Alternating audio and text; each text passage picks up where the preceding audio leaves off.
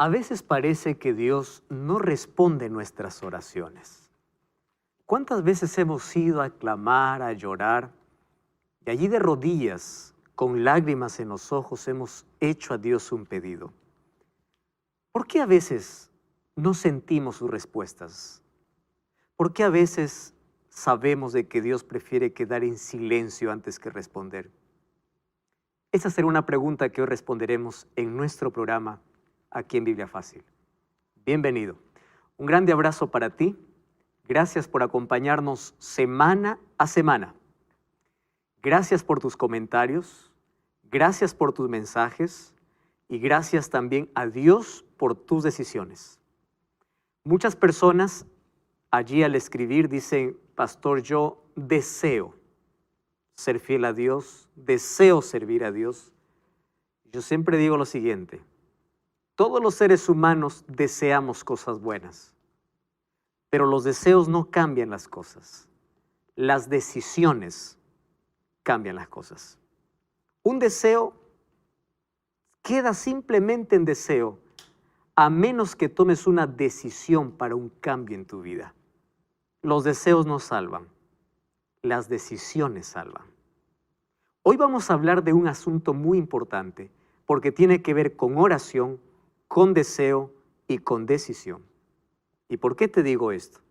Porque cada vez que el ser humano quiere tomar una decisión a favor de Dios, siempre hay una fuerza que se opone para desanimarle de aquella grande decisión. El enemigo siempre ha querido interponerse en los planes de Dios y en las decisiones de los seres humanos. Una vez más, bienvenido y felicito la decisión que tú has tomado de ser fiel a Dios. Bienvenidos también, queridos amigos. Gracias porque semana a semana juntos aprendemos. Y aquí la Biblia nos muestra a todos, sin excepción, ¿verdad?, qué debemos cambiar.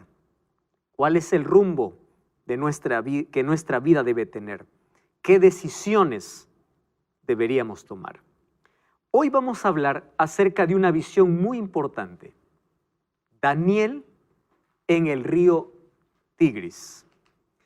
Recordarles solamente que Daniel, a estas alturas, cuando él está escribiendo ya el capítulo 10, ya tiene 90 años de edad. Está en la parte final de su vida. Toda su vida fue fiel a Dios. Y la fidelidad, ¿por dónde comienza? Por una decisión. Yo comencé hoy el programa diciendo: los deseos no cambian las cosas. Todo el mundo desea, pero solo alcanzan aquellos que deciden. Y esto aplíquenlo para cualquier área de la vida. Tú puedes desear ser un buen esposo, una buena esposa, desear ser un buen hijo, desear ser un buen cristiano, pero el deseo no cambia, a menos que tomes una decisión firme. Y esa decisión siempre tiene un comienzo. Y hoy queremos tomar una decisión a favor de Jesús, a través de esta profecía de Daniel capítulo 10. Y por eso, para poder leer este capítulo, como siempre, la profecía más larga de toda la Biblia. 2300 tardes y mañanas. Las 2300 tardes y mañanas comenzaron con un decreto para restaurar Jerusalén en el año 457. Esas 2300 tardes y mañanas tenían varios periodos, de los cuales 490 fueron para el pueblo de Israel, o solo para el pueblo judío, y ese periodo se subdividía en 3 otros periodos: 7 años o 7 semanas, 7 semanas que representaría el fin de la restauración de los muros de Jerusalén. 62 semanas hasta el ungimiento del Mesías. Ese ungimiento representaba el bautismo de Jesús. Solo que el año 27, que fue el año del bautismo de Jesús, daría inicio a la última semana. Esa última semana, en esa última semana se haría cesar el continuo sacrificio. Es decir, acabaría el sacrificio de animales, porque el verdadero Cordero moría en nuestro lugar. Eso sucedió en el año 31, y en el año 34, con la muerte de Esteban, acaba de Israel de ser el pueblo exclusivo para tener la salvación. Ahora la salvación, el evangelio, pasa a los gentiles. Dios levanta un hombre llamado Saulo como el apóstol de los gentiles.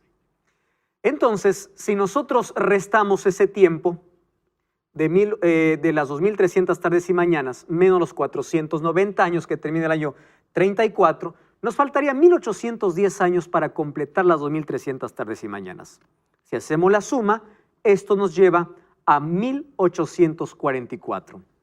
Les conté acerca del movimiento que se levantó en este planeta, en nuestra Tierra, no solo como resultado de Daniel 8:14, sino de Apocalipsis capítulo 10.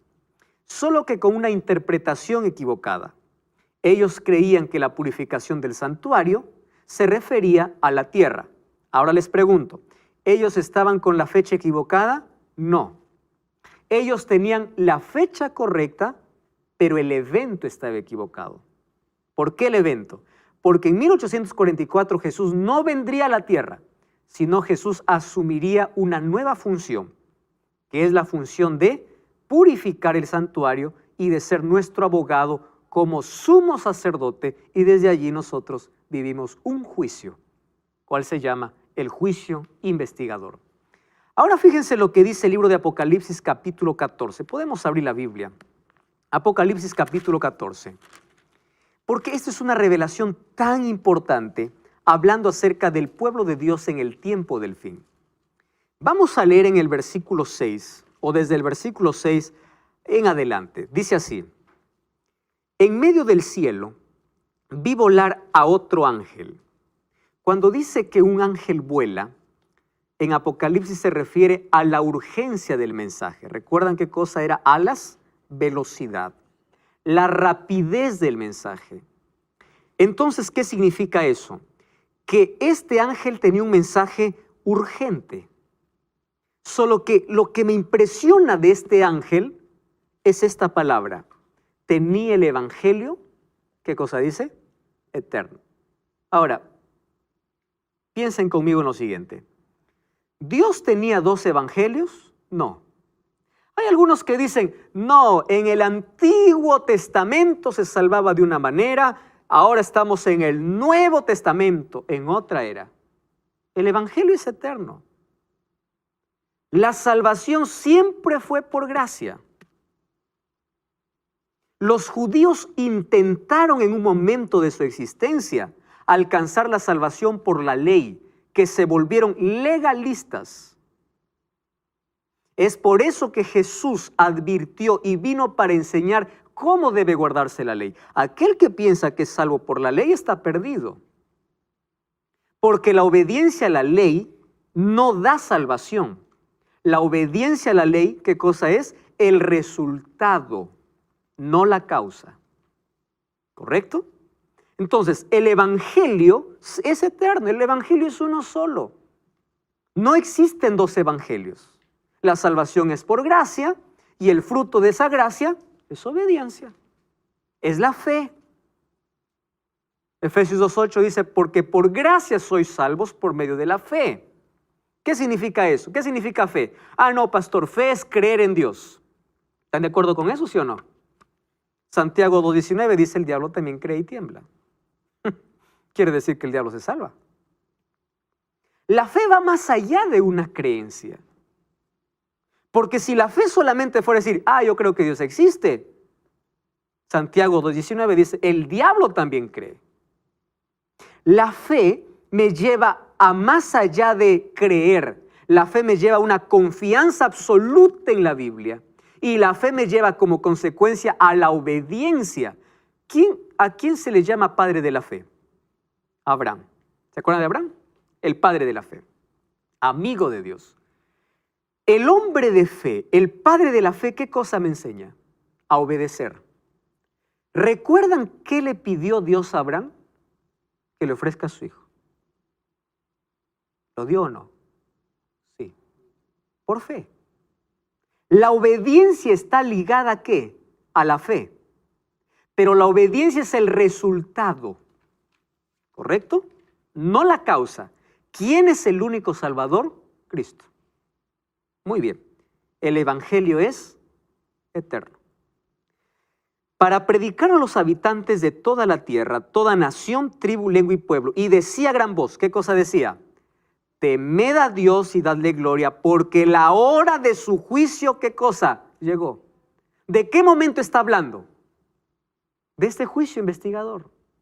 Ha llegado. ¿En qué momento se coloca Apocalipsis 14? Después de Apocalipsis 10. ¿Saben qué cosa en Apocalipsis 10, verdad? El librito dulce y amargo, ¿se acuerdan? Después entonces, Dios levantaría un movimiento para el tiempo del fin para que diga, ahora ya no esperamos la hora de su juicio, sino que ya llegó. Ya estamos viviendo en la hora del juicio. Ahora tú empiezas a revisar qué iglesia habla del juicio. La hora de su juicio ha llegado. ¿Y qué más dice? Adorad a aquel que hizo el cielo, la tierra, el mar y las fuentes de las aguas. ¿No les hace recordar este texto a otro? Vamos a Éxodo capítulo 20, sin perder Apocalipsis 14. Éxodo capítulo 20, versículo 8. Éxodo capítulo 20, versículo 8. Miren lo que dice. Acuérdate del sábado para santificarlo. 6 días trabajarás y harás toda tu obra. El séptimo día reposo para Jehová tu Dios. No hagas en él obra alguna, tú, ni tu hijo, ni tu hija, ni tu sierva, ni tu criado, ni tu bestia, ni el extranjero que está entre tus puertas. Versículo 11, ¿qué dice? Porque en 6 días hizo Jehová los cielos y la tierra, el mar y todo lo que en ellos hay. A ver, vamos nuevamente a Apocalipsis capítulo 14, versículo 6. O que versículo 7. ¿Qué cosa dice? Adorad a aquel que hizo el cielo, la tierra, el mar y las fuentes de las aguas. ¿De dónde está tomando este texto? De Éxodo 20. Ahora ustedes entienden por qué el sábado no tiene que ver con otra cosa sino con adoración. Quiere decir, el pueblo de Dios que levantaría en 1844 tendría este mensaje. Su juicio llegó. ¿Cuál es el otro mensaje? Adora a Dios como Él quiere. Aquel que dice yo soy salvo por gracia, amén, aleluya. La gracia tiene que llevar a una adoración correcta. Porque esto es Biblia, eso dice la Biblia. ¿Y qué más dice este pueblo? Otro ángel siguió diciendo, ha caído la Babilonia. ¿Qué cosa es Babilonia? La confusión, la mezcla de tantas creencias y religiones, etcétera, etcétera. Versículo 9. Si alguno adora a la bestia a su imagen y recibe la marca en su frente, en su mano, también beberá del vino de la ira de Dios. Versículo 12, miren lo que dice. Hablando de ese pueblo, aquí está la paciencia o perseverancia de los santos, los que guardan los mandamientos de Dios y la fe de Jesús. ¿Está claro acerca del movimiento del pueblo que Dios levantó después de 1844? Con un mensaje profético. Apocalipsis 14. Ese es el evangelio eterno. Muy bien. Ahora fíjense lo que ocurre. Daniel capítulo 10. Vamos a Daniel ahora. Porque vamos a encontrar una visión interesante en Daniel capítulo 10, versículo 1 al 3. Allí dice así. Era en el 3er año de Ciro, rey de Persia, que fue revelada palabra a Daniel.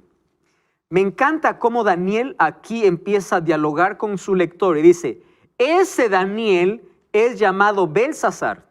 ¿Es que le gustaba el nombre Belsasar? No. Yo le voy a explicar por qué escribió así Daniel. Dios lo inspiró para que escriba así. ¿Saben por qué? Porque hay algunos hoy que se levantan y dicen, no, el Daniel de las profecías no es el mismo Daniel de la historia. Ustedes ya saben que hay muchos que se levantaron diciendo, las profecías alguien lo añadió. Daniel no pudo escribir eso. Y aquí Daniel es claro en decir, a ver, vamos poniendo en claro las cosas. Yo soy el mismo Daniel del capítulo 1. ¿Está bien? No es otro. Al que lo llamaron Belsasar, ese soy. Y yo estoy escribiendo, solo que ahora estoy al final de mis días. La palabra es verdadera y ¿qué más dice? El conflicto es grande. Pero él comprendió, esta vez él sí entendió la palabra y tuvo inteligencia en la visión. De ahí dice que él estaba afligido por espacio de 3 semanas, no comió manjar. Cuando habla de carne, está hablando de carnes limpias. Y cuando dice que no bebió vino, está hablando del jugo de uva. Es decir, él mismo o empezó a orar y ayunar, pero no porque no entendía. Ahora él comprendía. Pero ¿qué cosa es lo que él entendió? Que el conflicto era grande. ¿De qué conflicto está hablando? Vamos a ver lo que dice el versículo 12. ¿Está bien? Miren, él comprendió la palabra, pero estuvo afligido, dice, por 3 semanas. ¿Qué cosa tanto le afligió a Daniel? Vamos al capítulo 12. Entonces me dijo así: Daniel, no temas, porque desde el primer día que dispusiste tu corazón a entender y a humillarte en la presencia de tu Dios, fueron escuchadas tus palabras. ¿Existe alguna oración que Dios no responda? ¿Existe alguna oración que Dios no escuche? Generalmente nuestras oraciones se basan en 3 pedidos: necesidades, deseos y espirituales. Si ustedes se fijan en Mateo capítulo 6, cuando Jesús nos enseñó a orar, Jesús no nos enseñó a orar comenzando por pedir. Miren cómo nos enseñó a orar. Todos sabemos el Padre Nuestro. Padre nuestro que estás en los cielos. ¿Cuál es el primer pedido de la oración? Espiritual. Santificado sea tu nombre. ¿Se pusieron a pensar en eso?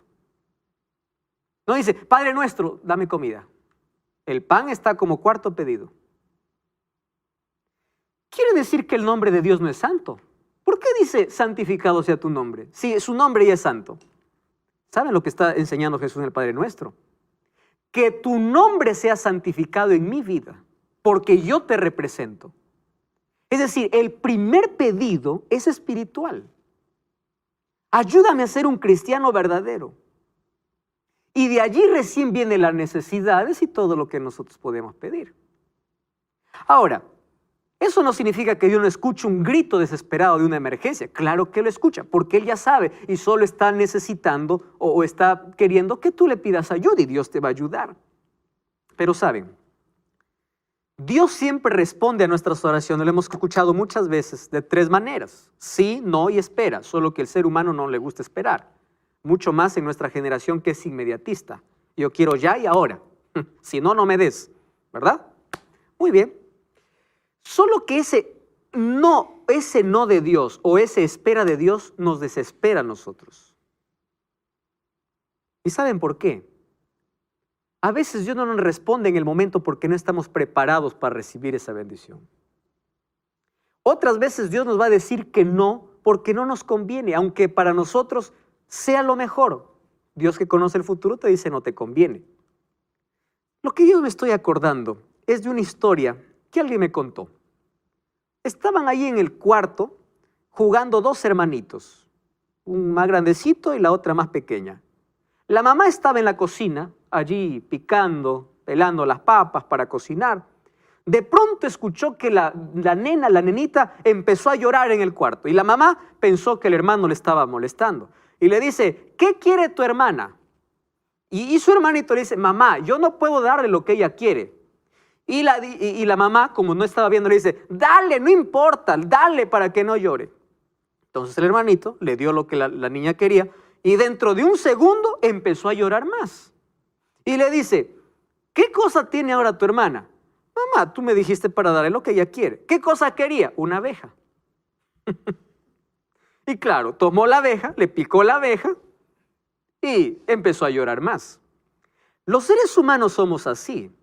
A veces le pedimos a Dios una abeja y Dios dice, no, te va a picar. No, pero yo quiero. Y si nosotros nos sometemos a la voluntad de Dios, vamos a entender el porqué. Y los muchos porqués que no entendamos en la tierra, Dios nos mostrará en el cielo. Dios responde oraciones. Aquí dice, yo escuché desde el primer momento. Pero mira, hay un conflicto. ¿Qué conflicto está hablando?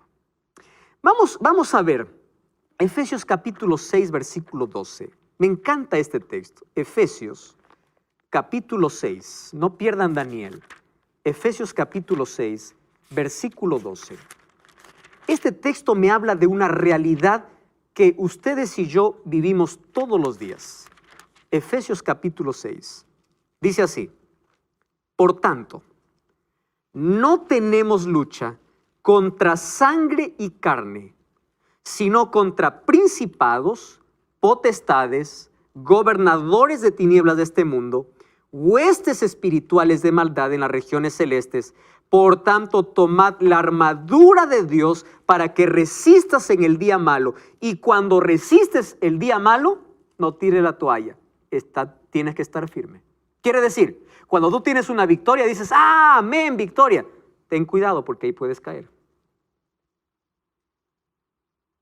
¿De qué está hablando entonces Daniel capítulo 10? Dice, había un grande conflicto. ¿De qué tipo de conflicto está hablando? ¿O qué tipo de conflicto es? Un conflicto espiritual. ¿Y de qué se trataba ese conflicto? Y miren lo que dice el versículo 13. El príncipe del reino de Persia se me opuso durante 21 días, pero Miguel, uno de los principales, vino para ayudarme y quedé allí con los reyes de Persia. He venido para hacerte saber lo que ha de sucederle a tu pueblo en los últimos días, porque la visión es para esos días. Wow, aquí me presenta ya no dos bestias, ¿verdad? Me presenta dos nombres. ¿Qué nombre me presenta? Rey de Persia. ¿Y qué más me presenta? A Miguel. Para entender quién es el rey de Persia, yo tengo que entender primero quién es Miguel. ¿Correcto? Vamos a ver, porque ¿de qué trata este conflicto? ¿Quién es Miguel? Vamos a Daniel capítulo 10, versículo 21. Dice el versículo 21. Yo te declararé lo que está escrito en el libro de la verdad. Nadie me ayuda contra ellos sino Miguel, vuestro príncipe. Como que se nombra aquí a Miguel como un príncipe. Muy bien, vamos al siguiente texto. Daniel capítulo 12, versículo 1. Dice así: en aquel tiempo se levantará Miguel, una vez más, el gran príncipe que está de parte de los hijos de tu pueblo. Wow. Aquí se presenta a Miguel como ¿qué? Como libertador. ¿Está bien? Miguel es un libertador. ¿Qué cosa más? Vamos a Apocalipsis capítulo 12. Aquí nos esclarece más. Apocalipsis capítulo 12, versículo 7. 12:7 dice: entonces hubo una guerra en el cielo. Miguel, wow, aquí aparece el nombre otra vez. Miguel y sus ángeles luchaban contra el dragón, y luchaba el dragón y sus ángeles, pero no prevalecieron, ni se halló lugar para ellos en el cielo, y fue lanzado afuera el dragón, serpiente antigua, diablo y Satanás. ¿Quién es Miguel entonces? Cristo. El príncipe que está de parte de tu pueblo. La pregunta es, ¿por qué toma un nombre humano? ¿Ustedes saben qué significa Miguel? ¿Quién como Dios? Ahora fíjense, Miguel es el título de Cristo cada vez que entra en conflicto para defender a sus hijos. ¿Ustedes recuerdan que en Apocalipsis Jesús es comparado como el león de la tribu de Judá? Como el cordero, como ¿qué más comparado Jesús? Como el camino, como el verdad, como la vida, como la vid, como ¿qué más? Como el agua de vida, como el pan de vida, como la puerta, como el buen pastor. ¿Recuerdan todos los nombres para Jesús? Correcto. Ahora, cada vez que Él está peleando para favorecer a su pueblo, ahora nada de eso. Ahora se presenta como el general. Por estar allí, estamos de regreso. Esto es Biblia Fácil. Hoy estudiando el libro de Daniel. Preparamos una revista extraordinaria para ti. Totalmente gratis, puedes llegar a casa. Si vives dentro de Sudamérica, si solamente nos envías un WhatsApp en este momento. Registra, más 5512 98 100 14 60. Si vives fuera de Sudamérica, ingresa a la siguiente dirección, estudielabiblia.com, y podrás descargar totalmente gratis también este curso. Y acompáñanos mientras estamos desarrollando esta temporada. Estamos hablando en el capítulo 10 del libro de Daniel, un asunto tan interesante que tiene que ver con un conflicto. Ya descubrimos quién es Miguel, ¿verdad?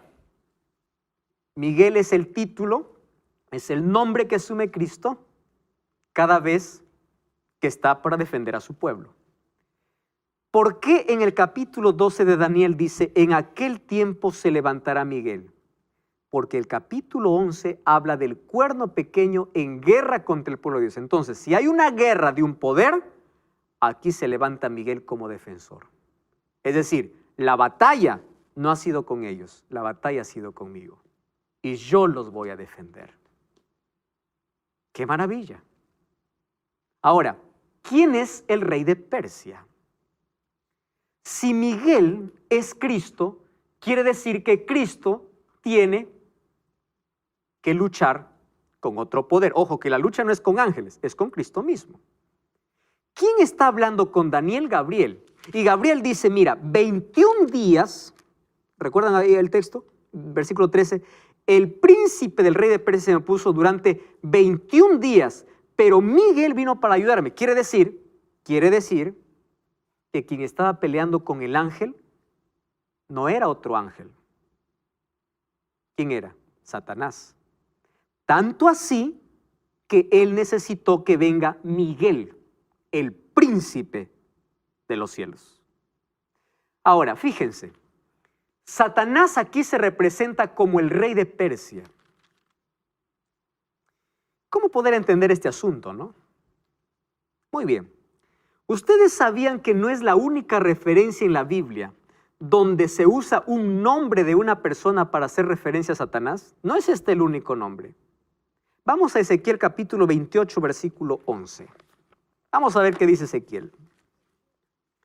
Capítulo 28, versículo 11. Ese texto es interesante. Dice así: vino a mí palabra de Jehová diciendo, hijo de hombre, entona lamentación sobre el rey de Tiro. ¿Para quién es este mensaje? Para el rey de Tiro. Y dile, así ha dicho Jehová el Señor, tú eras el sello de la perfección, lleno de sabiduría y de acabada hermosura.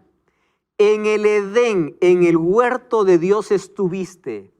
De toda piedra preciosa era tu vestidura, de cornerina, topacio, jaspe, crisólito, berilo y onice, zafiro, carbunclo, esmeralda, oro. Los primores de tus tamboriles y flautas fueron preparados para ti en el día de tu creación. Tú, querubín protector, yo te puse en el santo monte de Dios. Yo pregunto, ¿Tiro estuvo en el santo monte de Dios? Tiro fue vestido con todo lo que está mencionando aquí. ¿Tiro existía cuando estaba creando allí en el Edén o antes de la creación del Edén? Claro que no. Pero toma el nombre del rey Tiro para hablar ¿de quién? De Satanás. De la caída de este querubín. De paso, Tiro nunca fue un querubín. Tu querubín protector. Entonces, aquí está solo tomando el título del rey de Persia. ¿Por qué? Porque Daniel está viviendo en esos días. Para decir, para hacerle entender un conflicto espiritual, ya no un conflicto político, sino un conflicto espiritual. Ahora, ¿cuál era el problema? Yo les comenté en un capítulo anterior que Jerusalén tuvo 3 invasiones por Nabucodonosor, rey de Babilonia. Daniel fue llevado en el año 605, pero en el año 597, una vez más, regresa Nabucodonosor, ya no para conquistar, ha conquistado Babilonia, para llevar más cautivos y para destruir. Solo que en el año 586, ¿sabe qué cosa hace?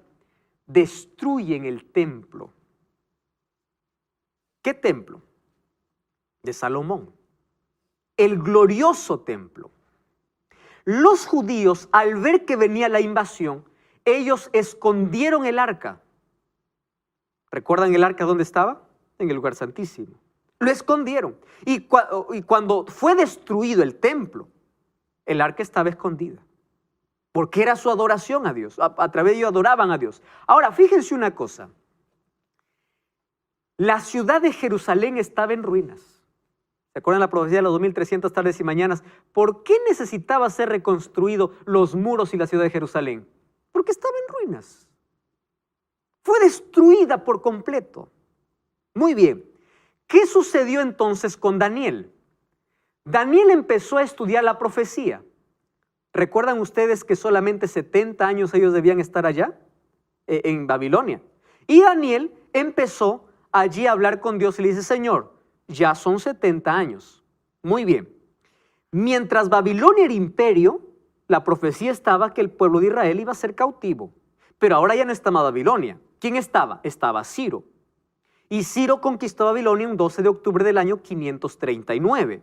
Correcto. Ahora, ¿qué sucedió con Ciro? Aquí viene el conflicto. Ciro tenía que dar una orden que todos los judíos regresen ¿a dónde? A Jerusalén. Así estaba profetizado y así se cumplió. Quien dio la orden para regresar, ¿quién fue? Fue Ciro. Pero también Ciro debía dar la orden ¿para qué? Para reconstruir a Jerusalén, porque estaba destruida. Y aquí viene la lucha, ese conflicto grande al cual Daniel se refiere. ¿Y saben cuál era el conflicto? Cada vez que quería dar una orden, alguien se lo impedía. Es por eso que demoró. Recuerdan ustedes, después de 3 órdenes de región se reconstruyó el muro de Jerusalén con Artajerjes en el año 457. Ahora, ¿quién impedía esa orden? El diablo. ¿Por qué impedía el diablo esa orden? ¿Porque no quería que regresen? No. Miren, ve. Porque Satanás sabía que si los israelitas regresaban a Jerusalén, ¿qué cosa era lo primero que tenían que hacer? Tenían que reconstruir, ¿qué cosa? Su templo. Porque Jerusalén era el templo era la vida de todo judío, era el centro de adoración. Un judío no podía vivir allí sin su templo. Entonces, el miedo de Satanás, y por qué siempre se oponía, era de que cuando se reconstruye el templo de Jerusalén, ¿qué cosa pasaría? Las profecías se cumplirían fielmente y Cristo vendría. Y el diablo quería impedir que Cristo viniese. Entonces, la lucha no es militar, la lucha es en la mente. ¿De quién? De Ciro. En la mente de todos aquellos que querían dar una orden para reconstruir Jerusalén. Y ustedes saben que en Daniel capítulo 9, versículo 23 dice, el muro será edificado en tiempos angustiosos. ¿Qué significa eso? Hubo tanto problema para levantar muros, para reconstruir el templo. Hubo tanto problema. ¿Por qué había problema? Los samaritanos allí se metieron. Cuando dijeron, vamos a ayudarle, los judíos dijeron, no, ustedes no pueden ayudarnos porque son idólatras. Ellos ahora se interpusieron, fueron a mal informar al rey. Es decir, el diablo usaba a todos para no reconstruir el templo. ¿Por qué? Porque sabía que en ese templo que iba a construir, ¿quién iba a estar? Cristo. Entonces, el diablo quería ¿qué cosa? Frustrar los planes de Dios. Ese es el conflicto que se vive en nuestra mente. Ese es el conflicto que nosotros vivimos todos los días. Dios tiene un plan. El plan es de salvación. El diablo se coloca en medio y dice, no, vamos a destruir ese plan. Yo no quiero que se salve o yo no quiero. Pero saben, el diablo siempre ha salido derrotado cada vez que se puso a pelear con Dios. Ayúdenme a recordar aquí. Vamos a Apocalipsis capítulo 12. Apocalipsis capítulo 12. Miren lo que dice este capítulo, es impresionante. Apocalipsis 12.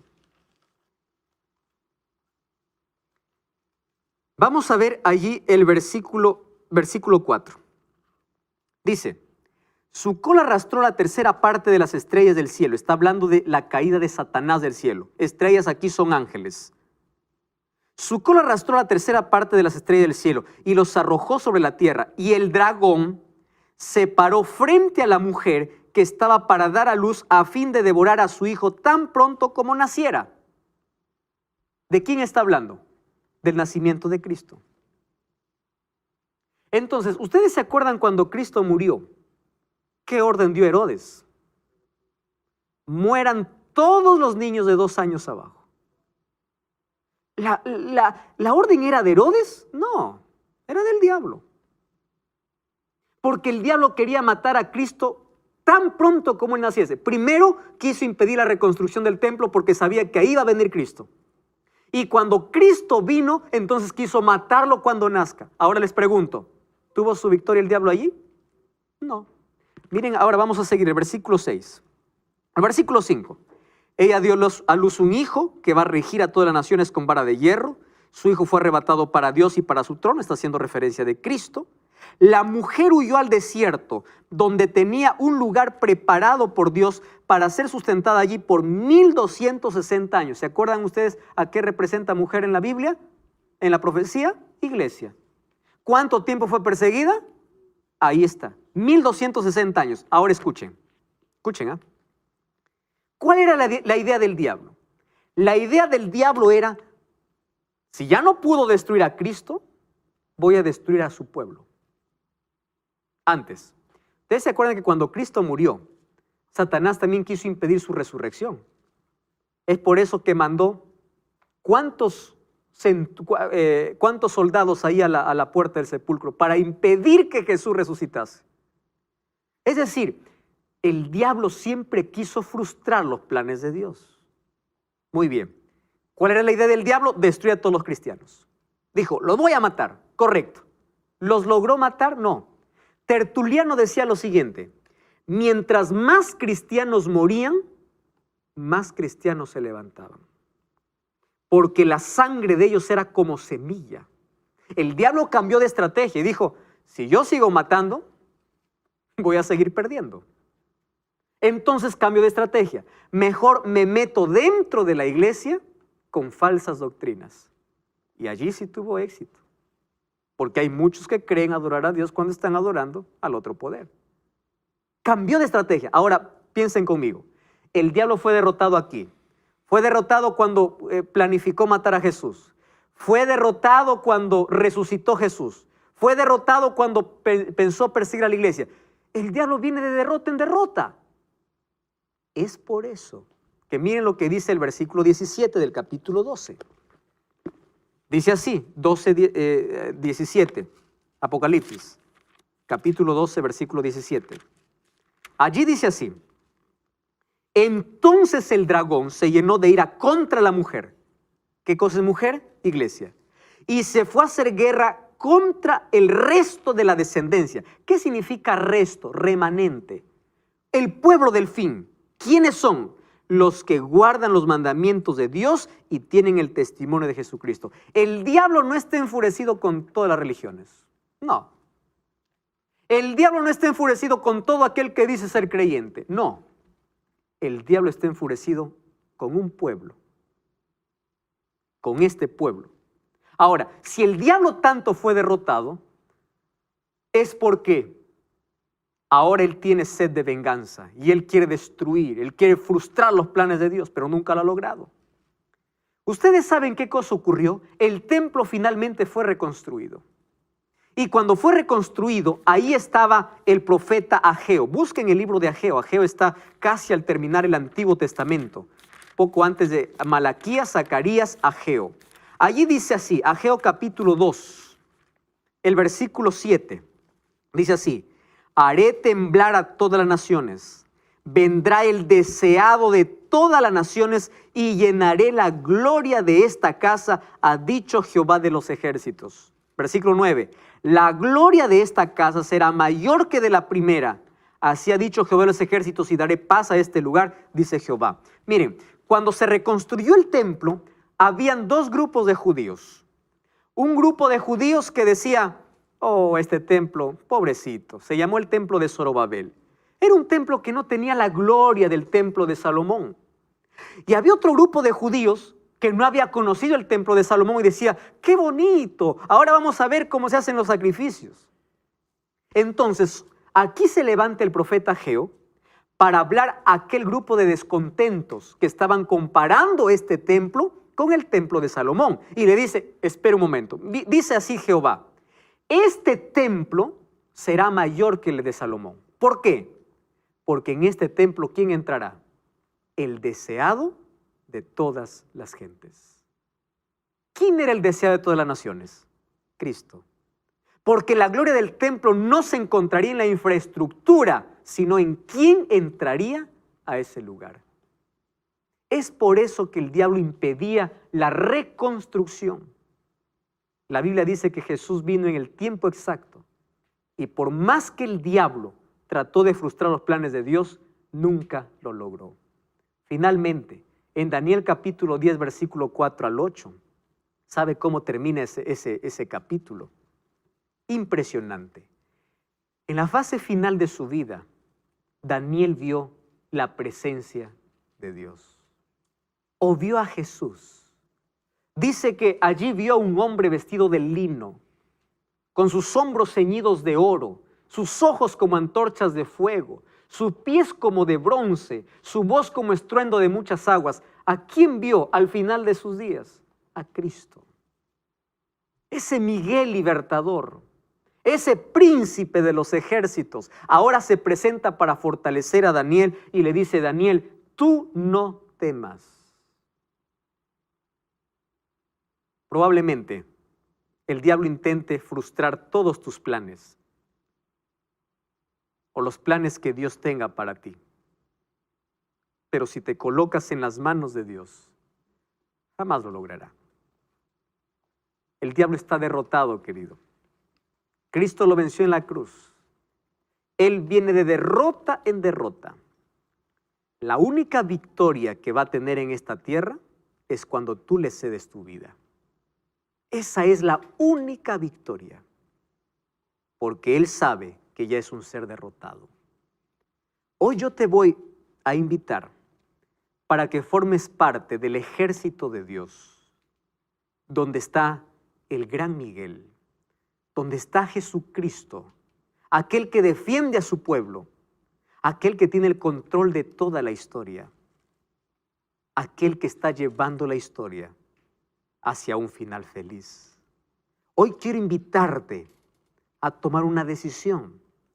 Y esa decisión probablemente esté siendo interrumpida por el diablo, porque cada vez que tú quieres tomar una decisión por Cristo, el diablo viene, ese conflicto entra a tu mente. Todavía no es tiempo, no te apures, después lo harás.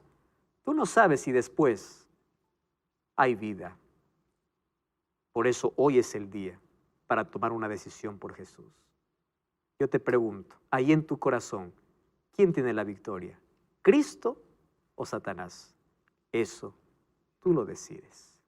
Piensa en esto mientras este grupo